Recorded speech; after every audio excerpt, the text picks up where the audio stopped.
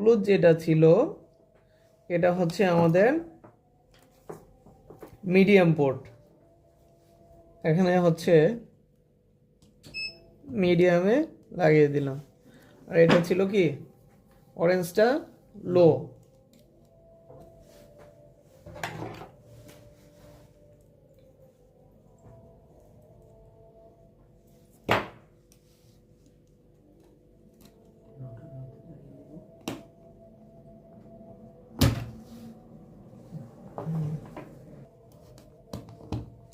দেখেন আমরা এখানে এই যে এখানে সার্কিটটাও দেওয়া আছে, আমরা চাইলে এটাও দেখে নিতে পারি। এই যে অরেঞ্জটা হচ্ছে এই যে চিত্রে দেখা যাচ্ছে সর্বশেষে, অর্থাৎ রেজিস্ট্যান্স এখানে যেহেতু বেশি পাচ্ছে, অরেঞ্জটা হচ্ছে লো পজিশনে থাকবে, ইউলোটা মিডিয়াম, আর রেডটা হচ্ছে হাই পজিশনে দেওয়া আছে।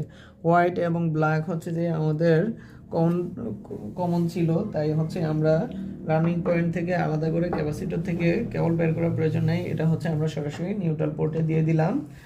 এবং আমাদের মেইন পাওয়ার সাপ্লাইটা দিয়ে দেখবো যে আমাদের সার্কিটটা সম্পূর্ণভাবে কাজ করে কিনা।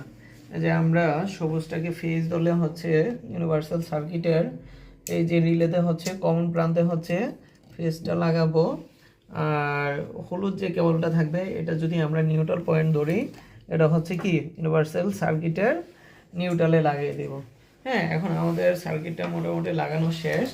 আমাদের ইউনিভার্সাল সার্কিটে আমরা দেখি কি কি আছে। এটার সাথে হচ্ছে room temperature sensor, tube sensor এবং হচ্ছে কি ডিসপ্লে লাইনের সংযোগ। এখন হচ্ছে আমরা মেইন লাইনটা দিয়ে আমরা রিমোট দিয়ে ফ্যানটা চালিয়ে দেখব যে এটা হাই লো মিডিয়াম কাজ করে কিনা। দিয়ে দিলাম, পাওয়ার দিয়ে রিমোট দেওয়া হচ্ছে, পিসিবিটা চালু করে নিব।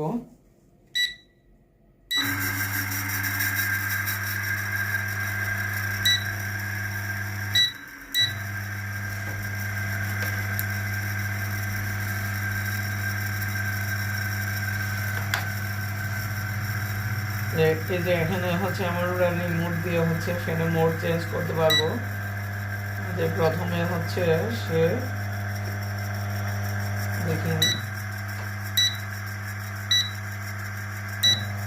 প্রথমে হাই পজিশন, মিডিয়াম, তারপর হচ্ছে লো পজিশনে চলতেছে।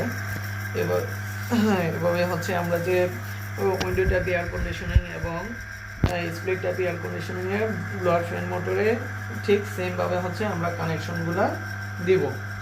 আপনাদেরকে ধন্যবাদ